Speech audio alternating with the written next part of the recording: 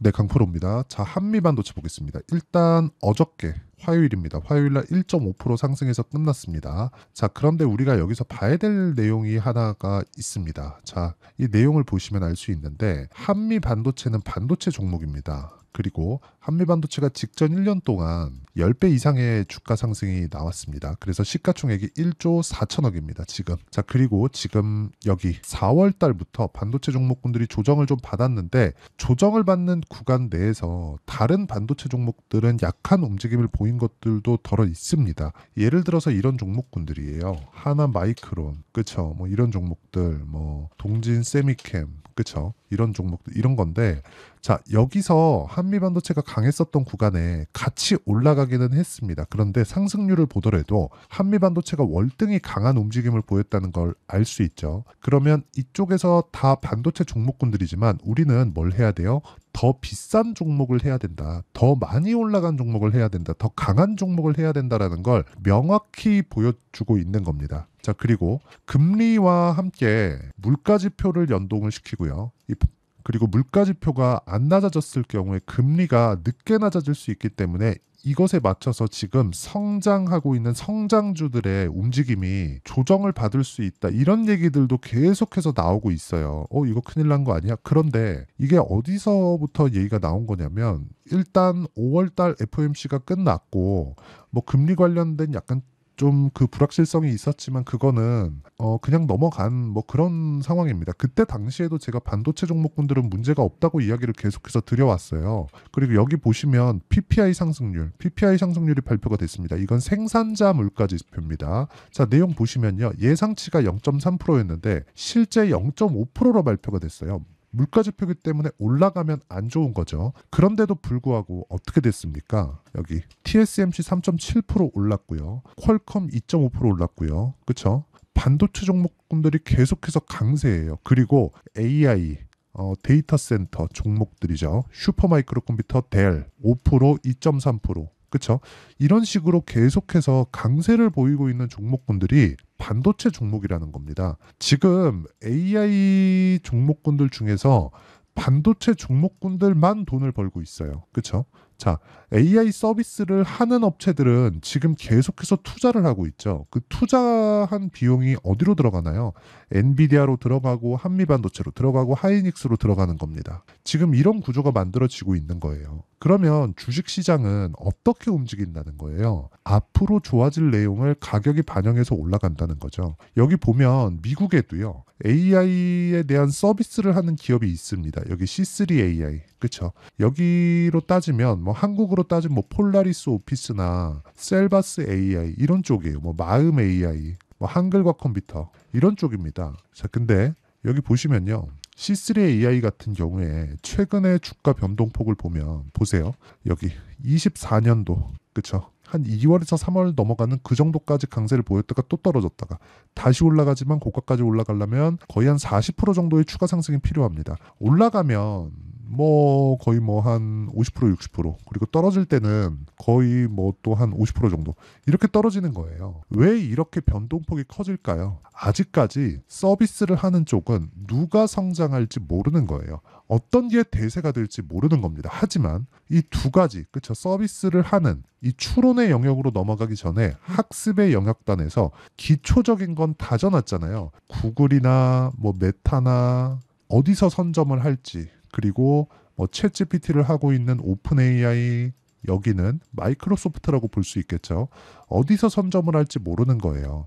예를 들어서 애플, iOS 그리고 구글 안드로이드. 지금 여기 보면 iOS가 30% 정도의 점유율을 차지하고 있습니다. 그리고 나머지는 전부 다 안드로이드 진영인데 안드로이드가 70%를 먹고 있어요. 그런데도 불구하고 애플에 대한 프리미엄을 더 많이 주죠. 왜 그럴까요? 여긴 집중되어 있고 여기는 퍼져 있기 때문에 그렇습니다. 이쪽이 돈이 더 많이 된다는 겁니다. 지금 자, 뭐 메타가 기존에 있었던 구글 안드로이드 진영이라고 보시면 됩니다. 그리고 나머지 뭐 챗GPT가 기존의 애플과 같은 그런 역할을 한다고 보시면 돼요. 개인적으로 여기가 한 30% 정도 먹지 않을까. 지금의 애플처럼. 그렇죠? 근데 이 두 가지 다 상용화가 될 거예요. 지금 보면 여기는 오픈소스가 아니고 지금 메타에서 하고 있는 건 오픈소스입니다. 그렇죠? 우리가 사용하고 있는 안드로이드와 같아요. 그럼 이 내용에 대해서 모두 다 사용되는 게 HBM이라는 겁니다. 그랬을 때 지금 돈을 버는 건 한미반도체, 하이닉스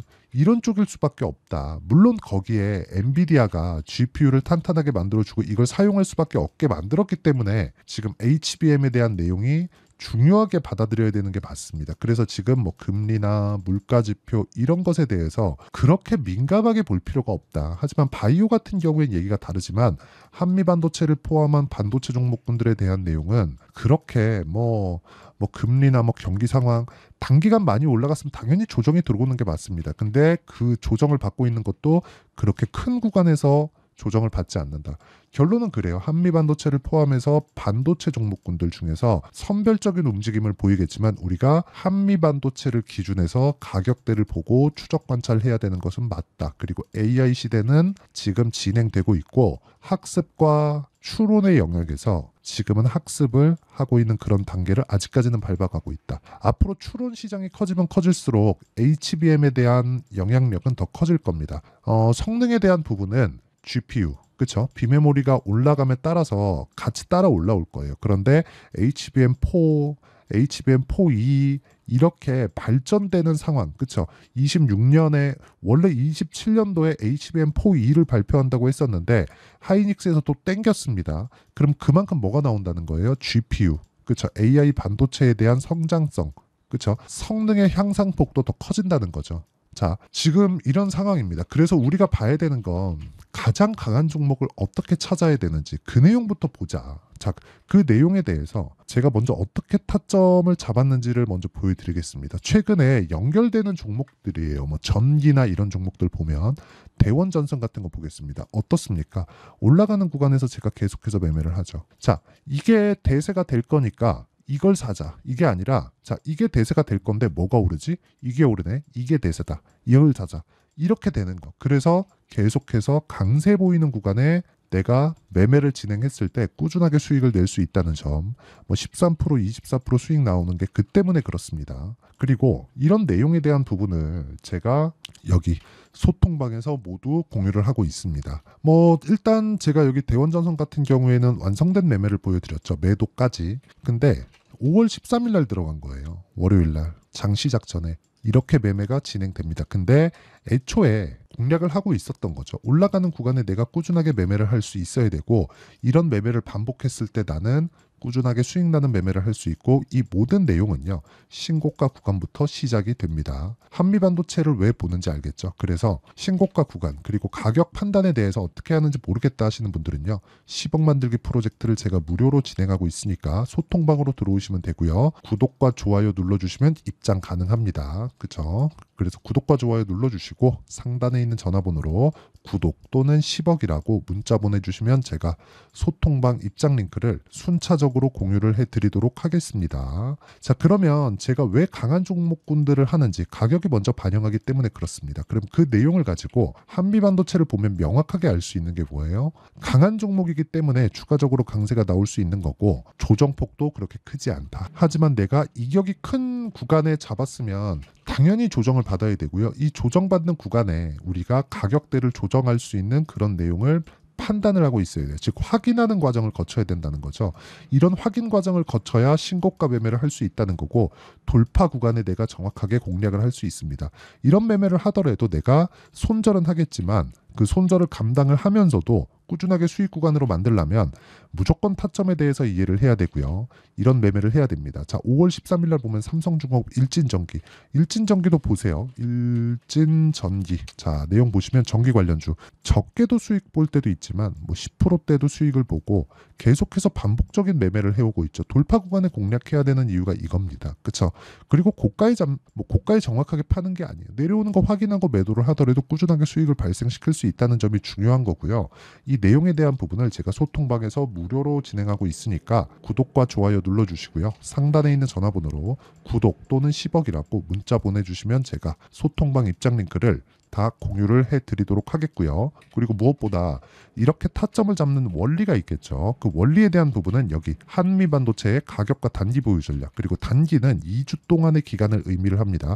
2주 동안 내가 수익 전환을 시킬 수 있는 그쵸? 방식에 대해서 어떤 식으로 매매를 해야 되는지 그 내용에 대해서 담았고요. 최근에 반도체 종목군들과 뭐 바이오 관련된 내용들이 계속해서 변동성이 커지고 있기 때문에 한미 반도체의 실시간 타점을 제가 문자로 공유를 해드리도록 할 테니까 구독과 좋아요 눌러주시고요. 상단에 있는 전화번호로 한미라고 문자 보내주시는 분들에 한해서만 제가 한미반도체의 실시간 타점 그리고 단기 보유 전략을 공유해 드리도록 하겠습니다. 자, 내용 정리하면 그렇습니다. 한미반도체는 반도체 종목군들 HBM 관련주들 중에서 대장이다. 물론 대형급으로 간다면 하이닉스가 대장이지만 하이닉스보다 변동폭을 봤을 때는 한미반도체가 더 크다. 그래서 우리는 강한 종목을 매매했을 때 조정도 적게 받을 수 있지만 이격에 대한 건 생각을 하고 있자. 그래서 매매 전략이 필요하고 매매 전략은 단기 전략. 그렇죠? 2주 안에 털고 나와야 되는 가격대를 판단하는 게 중요하고 그 내용에 대한 부분을 그렇죠? 제가 문자로 공유를 해드리니까 상단에 있는 전화번호로 한미라고 문자 보내주시면 되고요.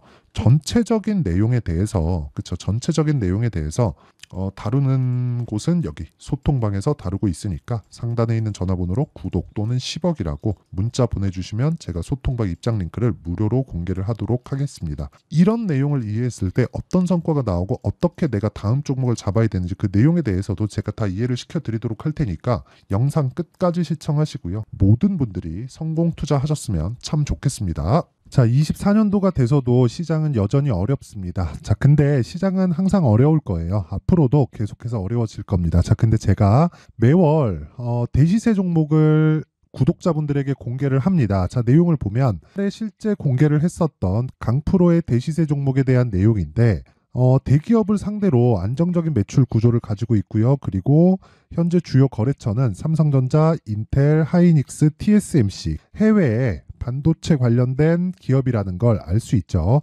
그만큼 1월 달에 제가 보고 있었던 종목은 반도체 관련주라는 걸 알 수 있습니다. 공개를 해드리면 이 내용입니다. 여기 어보브 반도체, 그쵸? 실제 제가 거래한 내용을 공개를 한 거고요. 수익에 대한 크기를 보면 공략한 시점, 제가 가격대를 함께 공개를 해드렸는데 공략한 시점부터 21%의 수익 마감이 된 것을 확인해 볼 수가 있습니다. 자, 근데 지금도 마찬가지입니다. 지금은 어떤 이슈가 있을까요? 2월 달에 발표한다는 기업 밸류업 프로그램이 있죠. 근데 그걸로 인해서 지금 2월 달에 발표한다고 이야기가 나온 상황이고요. 무엇보다 우리가 생각해야 될 내용은 한 가지입니다. 어떤 이슈나 그리고 어떤 뭐 상승할 수 있는 내용으로 인해서 주가가 올라가는 것은 맞죠. 하지만 가격이 먼저 반영한다는 걸 반드시 알고 있어야 되고 그런 내용에 대한 파악이 되었을 때 그쵸? 여기 어보브 반도체처럼 21% 그쵸? 대략 3에서 4일 동안 20% 이상의 수익을 먹을 수 있고요. 그리고 여기 HLB 같은 종목처럼 대략 일주일이 채 되지 않는 기간 동안 30%의 수익을 낼 수 있습니다. 자, 그러면 답은 나왔어요. 재료에 대한 부분보다 중요한 게 가격이다. 자, 근데 지금 시장에 쏠려 있는 게 뭐죠? 2월 달에 발표하는 기업 밸류업 프로그램에 대한 내용이죠. 자, 그러면 우리가 이쪽에다가 지금 집중을 해야 될까요? 그 내용을 한번 보겠습니다. 기아차의 차트를 보면요. 1월 24일 날 정부단에서 입김을 불어넣은 이후에 시세가 강하게 발생한 것처럼 보이지만 애초에 12월 달부터 신고가를 달성했다는 걸 확인할 수 있습니다. 자, 그러면 우리가 스케줄을 따져봤을 때 우리가 어디를 봐야 될까요? 4월 달 총선을 봐야 됩니다. 드디어 때가 온 거죠. 4월 달 총선이 끝나면 그 뒤엔 뭐가 있죠? 대선 전국으로 들어갑니다. 그러면 우리는 대선까지 이어질 수 있는 종목을 찾는 게 정말 중요합니다. 그게 정부 정책의 방향과 그리고 스케줄에 맞춰서 가는 거예요. 정치적인 상황에 따라서 주가가 움직이는 걸 우리는 수도 없이 많이 봐왔기 때문에 스케줄에 맞춰서 가는 게 지금으로서는 답이 될 수 있습니다. 그리고 무엇보다 어느 정도의 시세를 내는지 그 첫 번째 단계인 상황을 그쵸 제가 12월 달 밝혀드렸었던 대시세 종목으로 이미 공개를 해드렸기 때문에 그쵸 어떻게 제가 매매를 했는지까지 다 보여드렸습니다. HLB처럼 그쵸 31.9% 걸린 시간은 4일밖에 되지 않죠. 이 종목을 제가 가격과 그리고 어떤 종목인지를 애초에 12월 달부터 공개를 한 겁니다. 자, 그러면 지금도 마찬가지예요. 앞서서 제가 말씀드렸었던 23년도에 했었던 여러 가지 종목들이 있죠. 한미반도체 같은 종목들도 여기 소통방에서 모두 공개를 해서 실제로 10,000원부터 60,000원까지 상승한 내역이 있고요. 왜 공략을 했는지를 제가 다 공개를 해드렸습니다. 근데 지금도 마찬가지라는 거죠. 정부 정책의 방향에 맞춰서 또는 선거 스케줄에 맞춰서 매매를 이어가야 될 때가 됐고요. 제가 총선 관련된 큰 시세가 나올 수 있는 대시세 종목을 준비를 해놨습니다. 길게 말씀드리지 않겠습니다. 모든 종목들은 신고가를 달성하면서 대시세 준비를 하게 되고요. 신고가를 공략했을 때 내가 시장에 주도주를 잡을 수 있는데 지금은 대선까지 이어질 수 있는 종목을 준비를 해놨는데 지금부터 준비를 하셔야 나중에 고가에 올라가서도 꾸준하게 매매를 이어갈 수 있습니다. 자꾸 막 손절하고 매매하는 과정에서 너무 어렵다 하시는 분들은요. 이 종목 딱 받아가서 큰 수익 내셨으면 좋겠고요. 이 종목은 상단에 있는 전화번호로 대시세라고 문자를 보내주시는 분들에 한해서만 제가 대선까지 이어질 수 있는 종목을 공개해 드리도록 할 테니까 상단에 있는 전화번호로 대시세라고 문자를 보내주시고요. 그리고 구독과 좋아요 꼭 좀 부탁드리겠습니다. 시장은 정말 어렵습니다. 자, 그래서 모든 분들이 성공 투자하셨으면 좋겠고요. 기본적으로 가격에 대한 파악을 하면서 큰 수익을 내셨으면 좋겠습니다.